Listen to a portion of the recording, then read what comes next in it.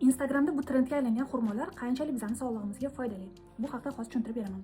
Agar siz og'zingiz yopiq ro'zador bo'lsangiz, kun davomida och yurganimiz hisobiga bizda energiya pasayib ketadi va biz og'iz ochganda birdaniga yog' ovqatlarni iste'mol qiladigan bo'lsak, tabiiyki organizmimizga, oshqozonimizga katta stress yetkazib qo'yamiz.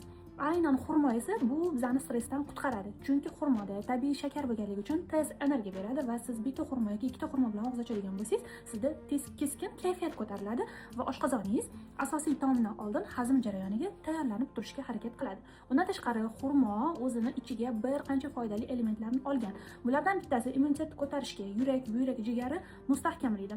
Undan tashqari bir qancha vitaminlarga boy xurmo hisoblanadi. Agar uni me'yorda yegan bo'lsangiz, agar uni ichiga har xil pastalar, shokoladlar, yong'oqlar qo'shiladigan bo'lsa, uni kaloriyasi albatta ko'payib ketganligi hisobiga oddiy shirinlikdan hech ham farqi qolmaydi va sizga hozirgi sanab o'tilgan foydalarni bermaydi.